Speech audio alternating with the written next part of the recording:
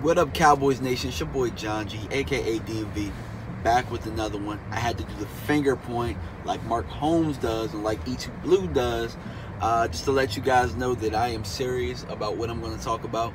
But if you guys have been paying attention to Mark Holmes, you've been on his live streams, you know that I have a conspiracy theory on Scott Linehan. I truthfully believe that Scott Linehan is sabotaging the Dallas Cowboys. I don't know exactly what his angle is. I mainly believe it's a power thing. I mainly believe that Scott Linehan has been getting so much blame throughout the years for some of the shortcomings that I do believe that Scott Linehan does get to a mode where he tries to prove everybody wrong. Prove that this guy can't do this guy can't do that. But I mean, let's look at the proof. The proof is in the pudding, right? So what really made me really think this theory was true, because my boy Elton Colston out of Vegas said this. We talked about the red zone, and I said, bro, why the hell don't we like run the ball? Like, why don't we run the ball? It doesn't make sense. And he was saying that he believed that he was trying to sabotage Dak by showing that Dak can't do this, Dak can't do that. And at first it didn't make sense, but now it makes all of the sense in the world.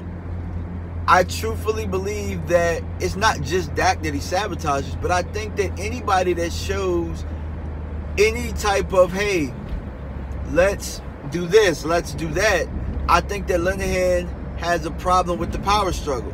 And as I pointed out before in the video before, I think that Tony Romo and Linehan butted heads so much, but with Romo's contract, Romo's relationships with the Joneses before Linehan got there, he really couldn't get in their ear like that.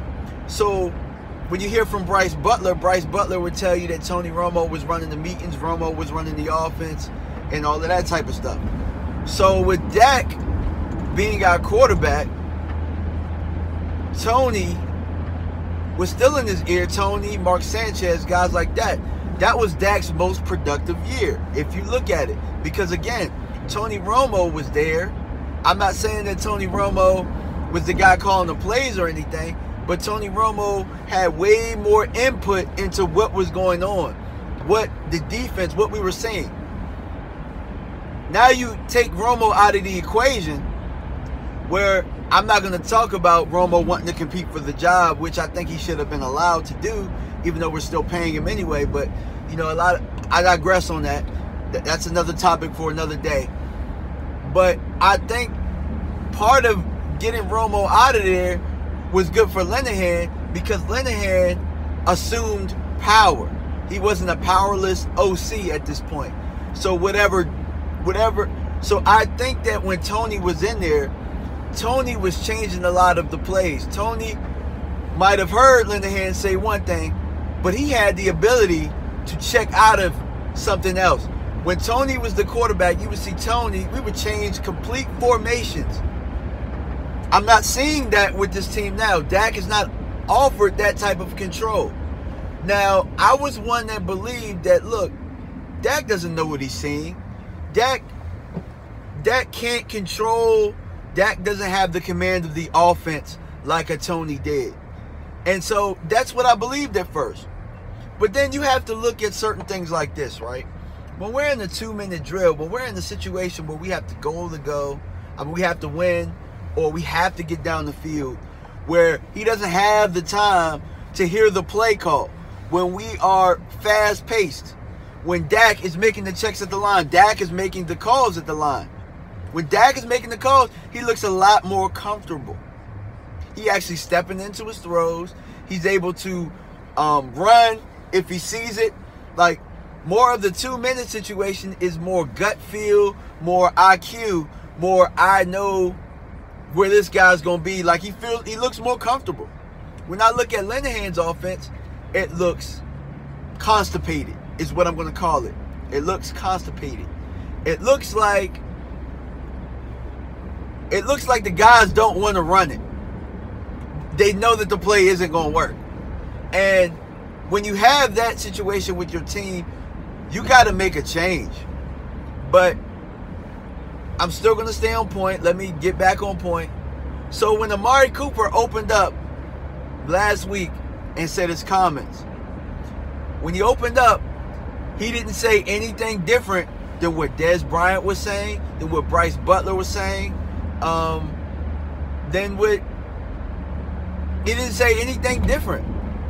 And what I noticed is both of those guys were kind of labeled scapegoats. Even though Bryce was allowed to come back, Dez was a scapegoat. And that's all that I see from Linehan. It's scapegoating, scapegoating, scapegoating. It's always scapegoating. And now Dak is the scapegoat. You know, now this week, I believe the game plan was drawn up to say, hey, Dak can't do this. We phased out Amari because you know what? Amari, you opened your mouth. So now I don't even have to run. I don't even have to dial up anything your way. Everything that was dialed up Amari's way was low percentage. Everything previously up to that point was high percentage. We were getting him in matchups that were favorable. And guess what? We didn't see anything much different than what we had been seeing with Amari. I didn't see Amari taking on any double teams. Matter of fact, Zeke was still eating for about 4.8 a carry, 5 a carry. You know, not once did you see us under center, other than one time where it was actually a pretty good play call, where Jarwin dropped the ball, where it was a play action under center. How often are we seeing these play actions under center, which Dak is really good at, where he's at the high percentage of the league in play action passing? That's what he's good at. How often are we seeing up-tempo stuff? How often are we seeing high percentage things like wide receiver screens and stuff like that? All we're seeing is out of the gun, straight back passing. And that doesn't even lead me to my next point. But before I get to my next point, I'm going to say all we're getting is straight back passing when we know that Dak is not good at that. Why would you keep running things he's not good at unless you want to sabotage him? Doesn't make any sense. As an offensive coordinator, if you're all about winning, your team has to be, your offense has to be a living, breathing element based on what you have. We don't have a Drew Brees. We don't have a Tom Brady. We have a guy with legs that is really good in a fast-paced offense. Not saying that we need to, do a read option. Not saying that at all. I'm saying that there are certain things that he can run within an NFL offense with a running back behind him that we can be a lot more effective. And my next point is the red zone. This is what leads me to believe that it is a sabotage. When there's 4th and 1, what do we do? When it's 4th and 1, don't we line up in the power formation? Don't we hammer the ball? Don't we impose our will? So when we get in the red zone, why aren't we doing the same thing? Is it not more important when we're in the red zone than it is when it's 4th and 1? When it's 4th and 1, you have no problem doing quarterback sneaks. You have no problem doing dives. Now, I do know on the goal line he tried that weak-ass stretch play, but I'll touch on that later. I just spit all out my mouth, but, that's how you know that I'm really passionate about what's going on. But when we get in the red zone, we throw way more than we pass. I mean, we throw way more than we run. You got a back there who's leading the league in rushing and yards from scrimmage. And we can't will our way to the end zone? We can't run the freaking ball? We can't line up in the power formation and then play action it from under center? We can't do that. We have to be in the gun? 6 touchdowns. Zeke Elliott, number 1, yards per overall yards, yards from scrimmage, rushing. 6 touchdowns. He's tied for 17th in the league. 6 touchdowns. And most of them have been for 10 yards or more. It's almost like watching the Varsity Blues situation where the running back was running for 133 yards a game, but he only had 2 touchdowns. I will never understand the level of thinking at the goal line. I will never understand it. Why? Can anybody out there explain to me why on short yardage situations we run the football, but when we get in the red zone, first and goal inside the 5, we throw the freaking ball? If anybody out there can explain it to me from a coaching standpoint, I will listen. Other than that, it has nothing to do with Dak can't do this, Dak can't do that. Because if you weren't trying to prove the point that he couldn't do this and couldn't do that, you would just run the damn ball if you're trying to win. But if you're trying to prove a point, you're going to do exactly what we've been doing.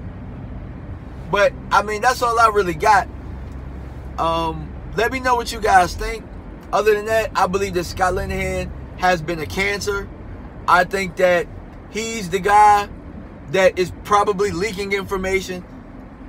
This is all speculation by me, but I believe that Scott Linehan is your mole. I believe that he is the sabotager.